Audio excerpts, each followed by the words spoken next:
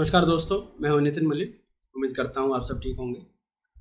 दोस्तों, आज हम बात करेंगे पाकिस्तान की फॉरेन पॉलिसी और इंग्लिश में बोलिए लैक ऑफ फॉरेन पॉलिसी। मतलब फॉरेन पॉलिसी है ही नहीं, यही उनकी फॉरेन पॉलिसी है। तो थोड़ा सा हिस्ट्री में जाते हैं और फिर करंट में आते हैं। अभी पहले करंट से स्टार्ट करते हैं। आज अगर कोई ये बोले कि पाकिस्तान की फॉरेन पॉलिसी बिल्कुल फेल है ही नहीं, नॉन एग्जिस्टेंट है, तो उसके क्या क्या इंडिकेशन है? मतलब मैं कैसे प्रूव करूँ कि हाँ वो नहीं है, मतलब फॉरेन पॉलिसी उनके काम ही नहीं कर रही है, फेल हो चुकी है। तो 2-3 पैरामीटर होते हैं प्राइमरीली एक कंट्री की फॉरेन पॉलिसी को जज करने के, उसकी स्ट्रेंथ या वीकनेस को, कि वो चल रही है कि नहीं चल रही है, अच्छा कर रही है कि नहीं कर रही है। तो पहला तो ये कि क्या आपके फॉरेन पॉलिसी में आपके पुराने फ्रेंड आपके साथ बने हुए हैं? अगर आपके पुराने फ्रेंड आपको छोड़ के जा रहे हैं, राइट, और वो आपको छोड़ रहे हैं, आप उन्हें नहीं छोड़ रहे, वो आपको छोड़ रहे हैं, तो वो एक बड़ा एक सिग्नल है कि फॉरेन पॉलिसी फेल हो रही है। दूसरा, क्या आप नए दोस्त बना पा रहे हैं या स्ट्रगल कर रहे हैं नए दोस्त बनाने में एज ए कंट्री? वो भी एक बड़ा सिग्नल है। भाई चलो, पुराना छूट गया है, चला गया, मैं नए दोस्त बना लूँगा, मुझे कमी है दोस्तों की, बट आप वो भी नहीं बना पा रहे। ठीक है, ये एक बड़ा सिग्नल है कि फॉरेन पॉलिसी आपकी फेल हो रही है। एक तीसरा और high level last point, right, आप एज ए कंट्री अपने फैसले खुद ले रहे हो कि कोई और ले रहा है? अगर आप खुद ले पा रहे हो तो कहीं ना कहीं शायद फॉरेन पॉलिसी आपकी फिक्स हो सकती है। क्योंकि दोस्तों, फॉरेन पॉलिसी एक रिफ्लेक्शन है, राइट, एक शीशा है आपकी डोमेस्टिक पॉलिसी का।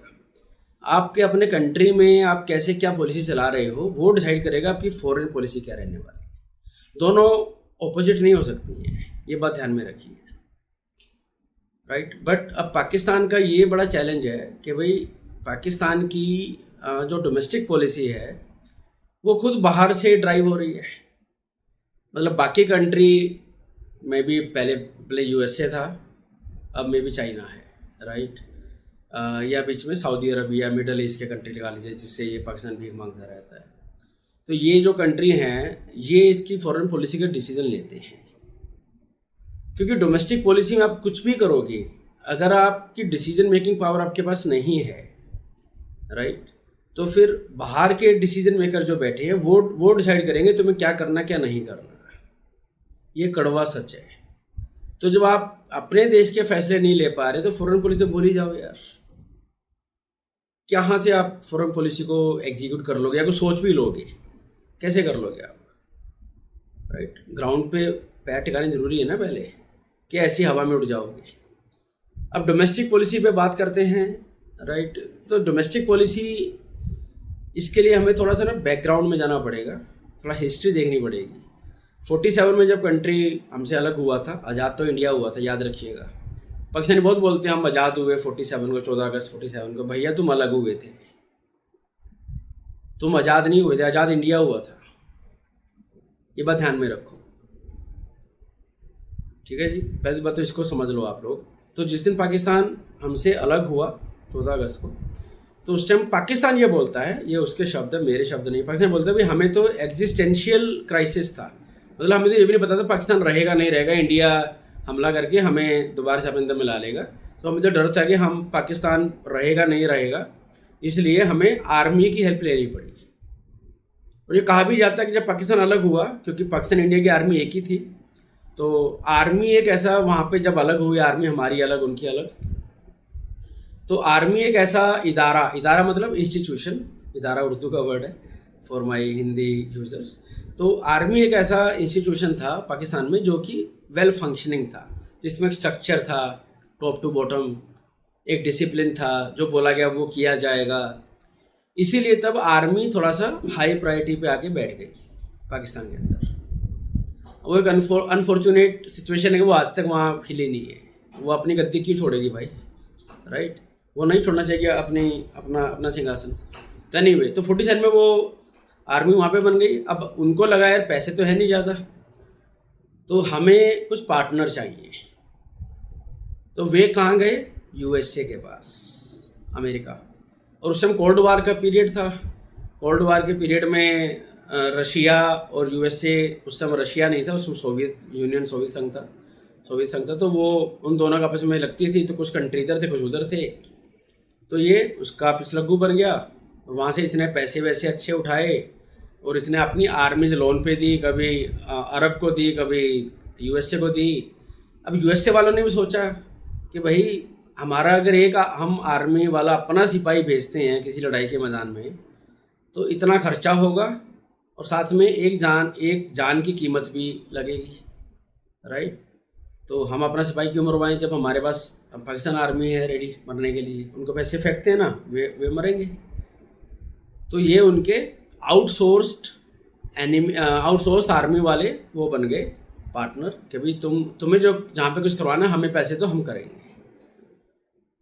और पाकिस्तान को अपनी जियोपॉलिटिकल सिचुएशन का भी, पोजीशन का भी फ़ायदा हुआ कि मैं बीच में कहाँ पे हूँ।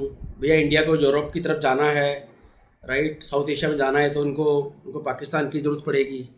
पाकिस्तान वो रास्ता आज तक रोक के रखा हुआ है। इंडिया ने फिर 4 बार से रास्ता निकाला, ईरान के थ्रू, सी रूट के थ्रू। तो पाकिस्तान ने तब चाइना से दोस्ती की, बिकॉज चाइना इंडिया का दुश्मन है, तो दुश्मन का दुश्मन मेरा दोस्त। तो चाइना पाकिस्तान की ऐसे फॉरेन पॉलिसी, इसमें फॉरेन पॉलिसी की कोई बड़ी जीत नहीं थी। पाकिस्तान वाले आज भी बोलते हैं अरे ये तो हमारे फॉरेन रिलेशन इतने ग्रेट हैं, हमारे डिप्लोमेट इतने जीनियस हैं कि पाकिस्तान चाइना का रिलेशनशिप इतना अच्छा सॉलिड आज तक। भाई सॉलिड वो इसलिए क्योंकि इंडिया पिक्चर में है। इंडिया को पिक्चर से हटाओ, तुम्हें चाइना का तुम्हें कुत्ता भी नहीं पूछेगा चाइना का। चाइनीज़ अपने माँ बाप के भी सगे नहीं होते हैं, उनको सिर्फ बिजनेस से मतलब है, उनको ज़मीन हथियाने से मतलब है, ठीक है ना। और ये पाकिस्तानियों को पता है, अंदर खाते उनको भी पता है, बट ऊपर नहीं बोलेंगे। क्यों भाई, डॉलर भी तो लेने हैं उनसे। तो उन्होंने 2 बड़े रिलेशनशिप बनाए, एक चाइना से जो एंटी इंडिया बेस्ड था, एक रशिया यूएसए से जो कि एंटी रशिया पे बेस्ड था। फॉरेन पॉलिसी की ये भी बड़ी खामी थी उनकी कि भाई जैसे इंडिया ने तो नॉन अलाइनमेंट चूज़ किया कि हम किसी की साइड भी नहीं, किसी के साथ भी नहीं है, राइट। हालांकि साथ हम थे रशिया के, बट रशिया के लिए हम कोई लड़ाई नहीं करने गए ना, हमने रशिया की लड़ाई में कहीं पर हिस्सा लिया। अफगानिस्तान पास में तो था हमारे, बट इंडिया ने नहीं लिया, पाकिस्तान ने लिया। पाकिस्तान ने अपने यहाँ पे पूरी जिहादी फैक्ट्री खोल दी जिसमें जिहादी रोज़ पैदा करते और अफ़गानिस्तान में मरने के लिए भेजते रशियन फोर्सेस के खिलाफ। तो उनको लगा भी हमारा पाकिस्तान ऐसी जगह पे आ गया है, अफ़गानिस्तान में ज़िंदगी भर ऐसी ट्रबल रहेगी, तो यूएस से यहाँ से छोड़ के जाएगा नहीं, तो हम तो यहाँ सेट हो गए हैं। जो भर भर के डॉलर आए यूएसए से, इन लोगों ने कोई कैपेसिटी बिल्डिंग नहीं की, फैक्ट्री नहीं बनाई, इंडस्ट्री नहीं बनाई, कुछ नहीं किया। अपना पैसे लेके दुबई, यूएसए, यूके में फ्लैट खरीदते ये लोग, बिल्डिंगें खरीदते रहे, प्लॉट्स लेते रहे, अपने बच्चों को बाहर पढ़ाते रहे जो उनके एलीट थे। तो इससे क्या हुआ, पूरी सोसाइटी में एलीट का कैप्चर हो गया। एलीट में डिप्लोमेट भी आ गए। एलीट मतलब high upper class, lower class अलग होगी, लोअर मिडिल क्लास अलग है, अपर क्लास एक अलग है। तो वो 50, 100, 500, 5,000 लोग 25 करोड़ के मुल्क को चला रहे हैं तब से लेके आज तक। अब जहाँ पे 5,000 लोगों के इंटरेस्ट की सोची जाएगी ना कि 25 करोड़ की, तो वहाँ पे फॉरेन पॉलिसी और डिप्लोमेटिक डोमेस्टिक पॉलिसी कैसे ठीक बैठेगी भाई। क्योंकि जो डोमेस्टिक पॉलिसी अगर सही बनाई जाए वो तो 25 करोड़ के फ़ायदे के लिए बनाई जानी चाहिए, I am sorry, right. But अगर उनके इंटरेस्ट देखेंगे तो फिर वो 5,000 या 50,000 जितने भी एलीट लोग बैठे हुए हैं उनका इंटरेस्ट फिर कौन मीट करेगा। तो उन्होंने अपना इंटरेस्ट देखा, डोमेस्टिक पॉलिसी की उन्होंने ऐसी तैसी कर दी। और एक पॉइंट ऐसा आया कि भाई उनका कोई दोस्त ही नहीं रहा, फॉरेन पॉलिसी डाउन होती चली गई। तो फिर कमर बाजवा आए थे। अभी कमर बाजवा ने क्या किया कि भाई उन्होंने टर्म निकाला जियो इकोनॉमिक्स। 3-4 साल पुरानी बात है कि हम जियो इकोनॉमिक्स करेंगे। बहुत पाकिस्तानी यूट्यूबर ने बड़े बड़े वीडियो बनाए, अब पाकिस्तान जियो इकोनॉमिक्स पे आ गया है, अब हम ग्रो करेंगे, ब्ला करेंगे। अब उनको क्या पता, बाजवा ने टर्म थ्रो करी थी, मीडिया ने कैच कर ली, होना ज़्यादा कुछ था नहीं, ना कुछ करना कराना था। क्यों, बाजवा की जगह भाई मैं भी होता, मैं कुछ नहीं कर पाता। समझो बात को। जियो इकोनॉमिक्स के लिए, जियो इकोनॉमिक्स हवा में नहीं इम्प्रूव होती है या स्ट्रेटजी बनती है, उसकी कोalition बनता है, वो बनता है राइट पार्टनर के साथ। अब पार्टनर भी आपके साथ क्यों आएगा, आपके देश में पॉलिटिकल स्टेबिलिटी नहीं है, हर पीएम जेल जाता है, कोई पीएम 5 साल पूरे नहीं करता है, हाइब्रिड सरकार रहती है, उसका भी पता नहीं कब कौन कू कर जाए, राइट। आपका पता नहीं आज आप यूएस के पाले में हो, कल आप चाइना के पाले में हो, आपको पता ही नहीं यार आप क्या हो। डॉलर आपका, डॉलर के खिलाफ आपकी करेंसी नीचे डाइव करती जा रही है, गिरती जा रही है, करप्शन पीक पे है, ऊपर से ये तहरीक लब्बीक, मुझे नाम भी याद नहीं, एक आतंकवादी संगठन है, हल्के उन्होंने उसको पॉलिटिकल संगठन बना के, पाकिस्तान में हो सकता है ये चीज़ें, ये कि एक ऐसा ग्रुप जो कि सब गलत काम करता है, उसको उन्होंने मुजफ्फराबाद के धरनों के दौरान 2017 में उसको पॉलिटिकल अप्रूवल मिल गई, उसको एक टाइप से उसको एलिजिबिलिटी मिल गई, लेजिटिमेसी मिल गई उसको। तो जियो इकोनॉमिक्स तो भाई तब करोगे जब तुम्हारे अंदर के हालात ठीक होंगे।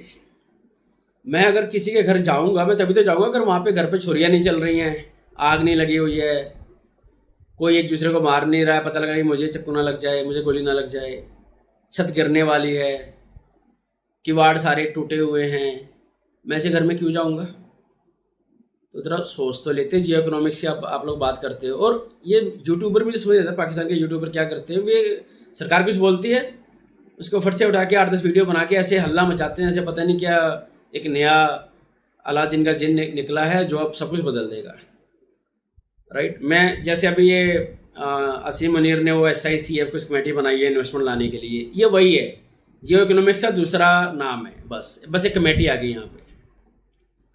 घूम फिर के मैं वही बात रिपीट करूँगा, भाई कोई आपके घर में पैसा क्यों लगाएगा, वो ना वो आदमी सेफ है, बिजनेसमैन, ना उसका पैसा सेफ है, ठीक है। कभी भी सरकार बदल सकती है, कभी भी पॉलिसी बदल सकती हैं, तो ऐसे अनस्टेबल एनवायरनमेंट में कौन काम करेगा। आप कितनी कमेटियाँ बनाते रहो, 50 बना लो कमेटी, SICF, SIPF, SILF, फलाना ढिमका कुछ बना लो, जियो इकोनॉमिक्स बोल दो, कुछ और नाम दे दो, कुछ भी बोल दो उसको, बड़े अच्छे अच्छे टर्म ले आओ, उससे कुछ नहीं होने वाला है। तो फॉरेन पॉलिसी आपकी कहाँ पे काम करेगी, जब आप अच्छे से अपने देश को पहले उसको स्टेबलाइज नहीं कर रहे। क्योंकि मैंने शुरू में एक लाइन बोली थी कि फॉरेन पॉलिसी किसी भी कंट्री की, देश की, उसकी डोमेस्टिक पॉलिसी का एक एक्सटेंशन होता है, उसका रिफ्लेक्शन है वो, लार्ज लेवल पे, बड़े स्केल पे, और डोमेस्टिक पॉलिसी को वो कॉम्प्लीमेंट करता है, उसके ऑब्जेक्टिव को फुलफिल करता है कि भाई मेरे लोगों के ये ऑब्जेक्टिव हैं, अच्छा इन ऑब्जेक्टिव के लिए मुझे बाहर ये फॉरेन पॉलिसी के ये इनिशिएटिव मुझे उठाने पड़ेंगे इंडियन कंट्री के साथ, वो इनिशिएटिव सक्सेसफुल हो जाएंगे तो मेरे डोमेस्टिक पॉलिसी के ये ऑब्जेक्टिव मीट हो जाएंगे। ये बड़ा एक सिंपल A=B वाला सिंपल मैथमेटिकल फार्मूला है, कुछ भी अलग नहीं है इसके अंदर, कोई रॉकेट साइंस नहीं है। बट पाकिस्तान क्या चाहता रहा कि डोमेस्टिक पॉलिसी अलग रखो, फॉरेन को अलग रखो, और एक टाइम ऐसा आया दोनों किसी काम के नहीं रही। फॉरेन डोमेस्टिक पॉलिसी में अपने पॉपुलर डिसीजन लेते रहो, और फॉरेन पॉलिसी में आप अपने सेल्फ हार्मिंग इंटरेस्ट, जिसमें एंटी इंडिया के लिए हम ये करेंगे वो करेंगे। अगर मुझसे कोई पूछे कि फॉरेन पॉलिसी में पाकिस्तान सरकार की एक सक्सेस पूरे पिछले 76 साल में, मुझे जो याद आता है, मैं आई में भी रॉन्ग है यार, कि भाई जब ये न्यूक्लियर बॉम्ब ब्लास्ट हुआ था तो इस पे भी बैन लगा था, पाकिस्तान पे, इंडिया पे भी लगा था, तब इन लोगों ने अपने देश को थोड़ा बहुत संभाला था। हालांकि वो भी इसलिए संभाल पाए क्योंकि अमेरिका की पावर थी बैक में, और इधर चाइना था, क्योंकि चाइना ने तो न्यूक्स दिए थे इनको, चाइना की हेल्प के बिना थोड़ी ये न्यूक्स बना पाते। तो अगर कोई भी सपोर्ट ना करता तो ये वहाँ भी ये फेल होते।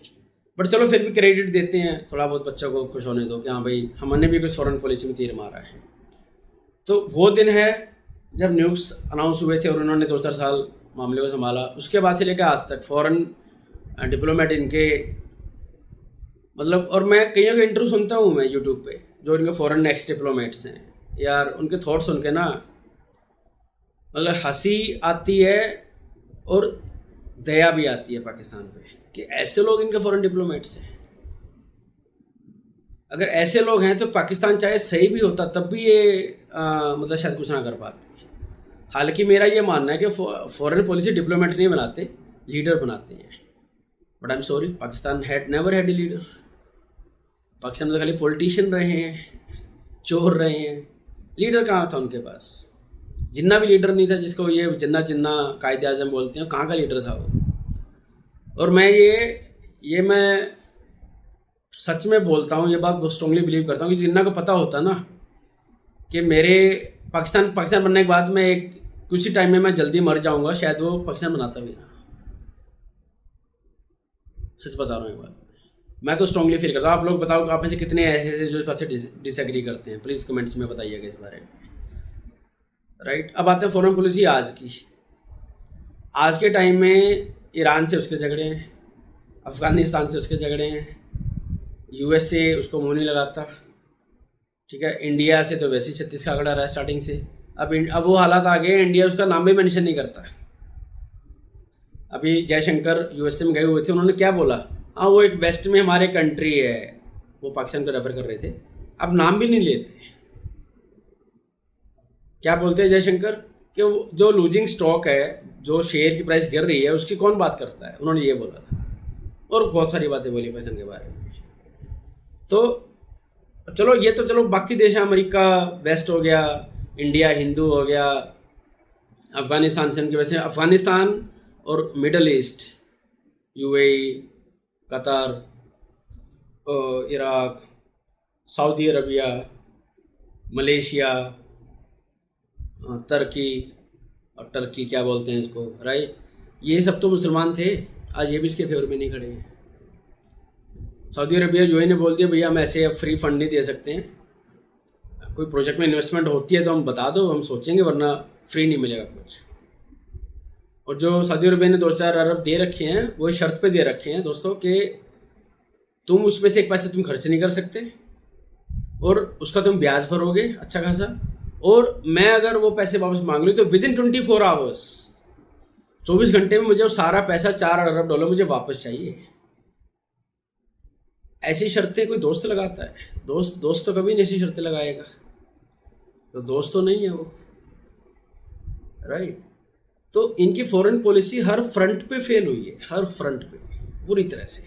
और अब तो ऐसे हालात आ गए इनके पास, अपने डिप्लोमेट्स को, जो एम्बेसीज हैं फॉरेन कंट्री, उनको देने के लिए सैलरी के पैसे नहीं है लोगों के पास, नहीं है लोगों के पास पैसे। 8-8 महीने सैलरी मिले हो जाते हैं, लोग छोड़ रहे हैं और काम कर रहे हैं, वहाँ पे डिप्लोमेट हैं, वहाँ पे डिप्लोमेटिक पर्पज़ के लिए, बट और जॉब पकड़ रहे हैं। तो फॉरेन पॉलिसी अगर इनको इम्प्रूव करनी है, पहले अपने अंदर के हालात ठीक करने पड़ेंगे। मैं फिर से रिपीट कर रहा हूँ, डोमेस्टिक पॉलिसी का ही एक अगला हिस्सा है, बड़ा हुआ भाग है आपकी विदेश नीति। अगर डोमेस्टिकली आप स्ट्रांग नहीं हो तो भूल जाओ कि बाहर आपके रिलेशनशिप कैसे होंगे, कोई नहीं आपको मुंह लगाएगा, जो पाकिस्तान के हालात हैं। तो दोस्तों आप अपने थॉट्स बताइएगा, आप क्या सोचते हैं पाकिस्तान की फॉरेन पॉलिसी के ऊपर? आप मेरी बातों से सहमत हैं या असहमत हैं? प्लीज़ कमेंट्स में अपने थॉट्स शेयर कीजिएगा। और अगर वीडियो पसंद आया हो तो प्लीज़ वीडियो को लाइक कीजिए, चैनल को सब्सक्राइब कीजिए और नोटिफिकेशन बेल को दबाना मत भूलिएगा दोस्तों। जल्दी ही मिलते हैं अगले वीडियो में, तब तक थैंक यू।